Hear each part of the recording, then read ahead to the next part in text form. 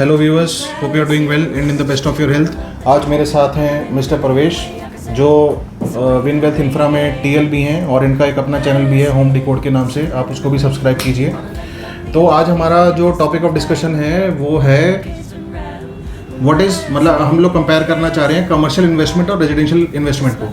तो सर आप मेरे को थोड़ा सा गाइड कीजिए कि अगर मेरे पास 2 करोड़ रुपए का फिगर है तो मैं कमर्शियल में इन्वेस्ट करूं या रेजिडेंशियल में इन्वेस्ट करूं, और दोनों ही इन्वेस्टमेंट्स के मुझे प्रोज एंड कॉन्स जानने हैं। जी sir.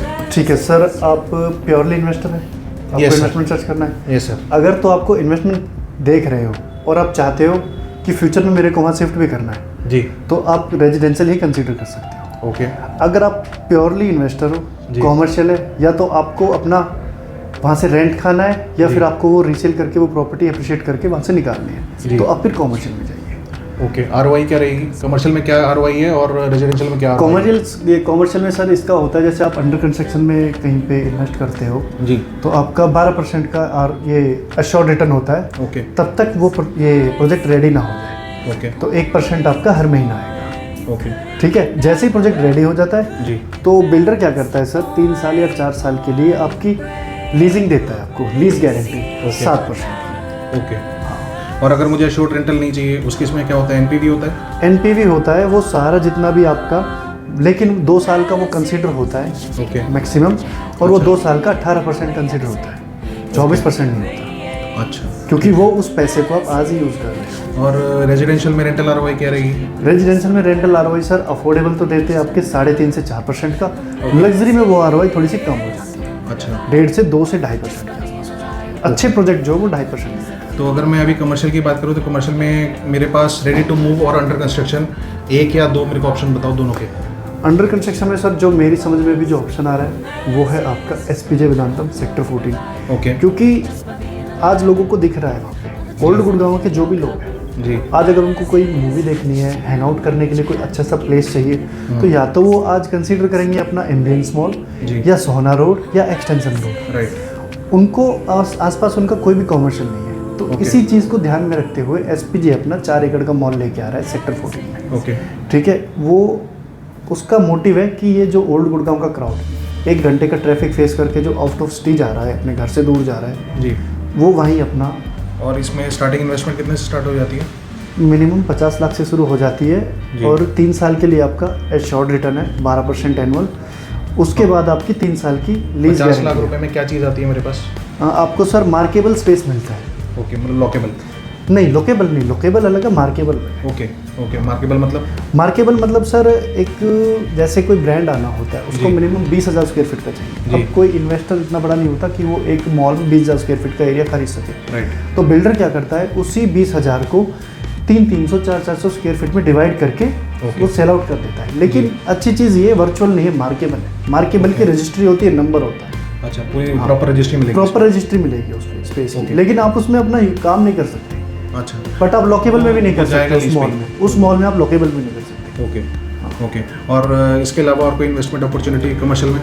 Ready to move in में दोनों बता सकते हो आप? ठीक है। रेडी टू मूव इन में आप कुछ प्रोजेक्ट है जो जैसे ऑफिस स्पेस कंसिडर कर सकते हो, क्योंकि आरओआई काफ़ी अच्छा आता है। ओके। 6.5 से 7% का आरओआई आता है, जहाँ तक ऑफिस स्पेस खाली नहीं होती। जैसे अपना स्पेस हाईटेक पार्क सर जी, हमेशा बिल्डिंग में फुटफॉल। अभी हम करेंटली कहाँ बैठे हैं? स्पेस हाईटेक में बैठे हैं। स्पेस हाईटेक में ही बैठे हैं। तो इसमें क्या रेट मान के चलें?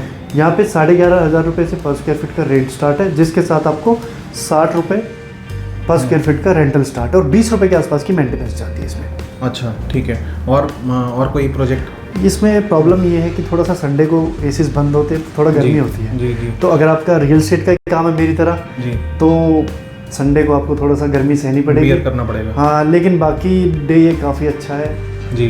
पार्किंग के लिए, बाहर भी ओपन पार्किंग का प्रोविज़न है। तो कमर्शियल में इन्वेस्ट करने के कॉन्स क्या हो सकते हैं? मतलब इसका नुकसान क्या है? अगर मान लो कि मैं एक इन्वेस्टर हूँ तो कमर्शियल में इन्वेस्ट करने के नुकसान क्या हो सकते हैं? सर नुकसान 1% अगर मैं बात करूँ, जो अभी के लिए मैं बात करूँ जैसे, तो उसमें होता है कि अगर in case commercial project builder lease पे ना चढ़ा पाए या आप उसे रेंट पे ना चढ़ा पाए तो आपको फ्री फंड का रेंट देना मेंटेनेंस देना होगा। मेंटेनेंस और इसके डीजी के चार्ज होते हैं जो कि काफ़ी ज़्यादा होते हैं, वो वेरी करते हैं बिल्डर टू बिल्डर। तो प्राइमरीली आप मेरे को ये सजेस्ट कर रहे हो कि जहाँ पर भी मैं कमर्शियल इन्वेस्टमेंट करूँ, एक तो नंबर एक तो मुझे ये ध्यान रखने आपको ये ध्यान रखना कि आप उसे फर्स्ट डे से रेंट पे चढ़ा दे, मतलब बिल्डर उसको लीज करा दे, lease guarantee should be there, बिल्कुल है ना, लीज गारंटी होनी चाहिए।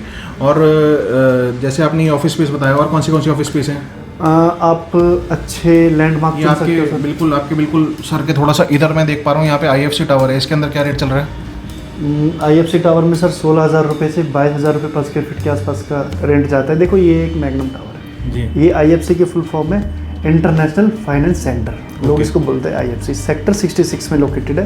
ओके, हाँ तो काफ़ी अच्छा। ये IFC की ही तर्ज पे शायद IFC का टावर 2 भी आ रहा है शायद द्वारका एक्सप्रेसवे के पास में, जहाँ पे इन्होंने काफ़ी महंगा रेट निकाला है, 40,000 रुपये फुट के हिसाब से, आ रहा है वो आपका SCDA के पास आ रहा और एक CFC के भी नाम से भी आ रहा है कुछ है। CFC, वहीं आ रहा है सर, सारी डेवलपमेंट में। वो मुझे सारा इतना वो आइडिया नहीं है जो SCDA जो क्योंकि SCDA M3M के साथ मेरा थोड़ा सा कम ही रहा है काम करने का। Okay okay. तो वही है। तो अच्छा, और एक ये Magnum Global City, Magnum Global भी एक अच्छी जगह मानी जाती है सर। ऑफिस स्पेस एक्सटेंशन के रोड हिसाब के ये 3-4 ही कॉमर्शियल है। एक्सटेंशन रोड पे Magnum Global Park, okay Bharti world mark okay and international finance centre okay IFC। Magnum अगर ग्लोबल की अगर मैं बात करूँ तो 22,000 रुपये से रेंट वहाँ पे रेट स्टार्ट होता है और 150 रुपये से वहाँ पे होती है आपकी रेंटल पर स्क्वायर फीट। ठीक है, तो IFC ये तो प्रीमियम चीज़ें हो गई कुछ, ये है ना? प्रीमियम चीज़ें हो गई। और जैसे हम यहाँ जैसे स्पेस IT में बैठे हैं और इसके सामने त्रिहान है और शायद एक दो और GMD है, इस पूरे एरिया में पर स्क्वायर फीट का रेट क्या किस सेम ही रेट है सेम ही मान के चलेंगे, सेम ही 11,500 लेकिन रुपये पर इसमें स्क्वायर फीट सबसे अच्छा पूरे सोना रोड का सबसे बड़ा कैंपस है, 10 एकड़ का कैंपस। अगर इसके ये आप 3 से Space 4 IT राउंड का। लगाओगे ना जी। तो 10,000 स्टेप आपके यही कंप्लीट हो जाएंगे। ओके। और अगर मेरे को यही 2 करोड़ रुपए रेजिडेंशियल में लगाने हो तो उसमें क्या क्या करना चाहिए मुझे? सर आप कोई ऐसी प्रॉपर्टी चुनिए जो कि आसपास की सराउंडिंग के रेट से वहाँ पे रेट काफ़ी कम है जी। और पेमेंट प्लान भी काफ़ी फ्लेक्सिबल है। ओके, जैसे आप एडोर कंसीडर कर सकते हो सर। Okay. अगर आपको रेडी टू मूव इन में जाना है तो एक्सटेंशन रोड पे आप आयरियो द कॉरिडोर कंसीडर कर सकते हो जी। उसका रेट भी एक्सटेंशन रोड के रेट से काफ़ी कम है। Okay. और एडोर की बात करूँ तो गोल्फ ये SPR एक्सटेंशन रोड के हिसाब से उसका रेट भी कम है। तो मतलब यहाँ पे हम कैपिटल एप्रिसिएशन और रेंटल दोनों एक्सपेक्ट कर सकते हैं? रेंटल दोनों एक्सेप्ट कर सकते हैं। अगर एडोर के मैं आफ्टर पोजेशन रेंटल की बात करूँ, आज के टाइम में 4 बेडरूम का रेंटल अगर वहाँ पे आ रहा है MR की जो ऑलरेडी सोसाइटीज़ है जी। 45 से 50 रुपये पर स्क्वायर फीट आ रहा है। ओके पुरानी सोसाइटीज़ है काफ़ी। अगर मैं एडोर नहीं कर सकता और फुल्ली फर्निश्ड कंडीशन के फ्लैट की बात करूँ तो 65,000 रुपये 3 बेडरूम में यहाँ पे आराम से रेंट एक्सेप्ट हम कर सकते हैं सर। ओके और आयरियो द कॉरिडोर का तो अभी प्रेजेंट में ये सर 2 BHK का 50,000 रुपये पर। ओके। पर तो ऑल इन ऑल अगर हम उस पर वापस आ जाएं कमर्शियल वर्सेस रेजिडेंशियल में कि किस में पैसा डालना चाहिए, तो ये आपके फंड फ्लो के ऊपर डिपेंड करेगा कि आपका फंड फ्लो क्या है। फंड फ्लो क्या है सर? बिकॉज कॉमर्शियल में हमारा मोस्टली जो पेमेंट प्लान होते हैं वो 50-50 होते हैं आपके। ओके ऑब्वियसली उसमें थोड़ा सा वो एडजस्टमेंट होती है। जी जी हाँ जी। तो लोग कंसीडर करते हैं कॉमर्शियल प्रॉपर्टी को ओके और रेजिडेंशियल प्रॉपर्टी को थोड़ी सी सेफ इन्वेस्टमेंट माना जाता है। ओके ग्रोथ स्लो करती है, जी ROI कम होती है, लेकिन वो आपका नुकसान नहीं करेगी कोई भी। अगर मान लो आपने कोई फ्लैट खरीद लिया, इवन रेडी टू मूव ही नहीं खरीद लिया, आप उसे रेंट पे चढ़ाने के लिए जाओगे तो आप 2,000 रुपये सस्ता करोगे तो आपका टेनेंट आ जाएगा। ओके लेकिन वहीं अगर दूसरी तरफ मैं कॉमर्शियल में बात करूँ, जी अगर आप अपनी शॉप को अब आपके पास कोई 2,000 स्क्वायर फीट की शॉप है, जी अगर आप उसमें 2,000 रुपये सस्ता करोगे, 3,000 रुपये सस्ता करोगे तो ब्रांड उसको देखेगा नहीं। Correct. वो देखेगा वहाँ के फुटफॉल को, जी वहाँ की जेंट्री को और उसकी विजिबिलिटी को। Okay okay. Thank you Parvez ji. अगर किसी को डिटेल इन्फॉर्मेशन चाहिए कमर्शियल और रेजिडेंशियल प्रोजेक्ट की किसी भी लोकेशन की, तो आप नीचे दिए गए नंबर पे कांटेक्ट कर सकते हैं और होम डिकोड पे भी कांटेक्ट करें। Thank you.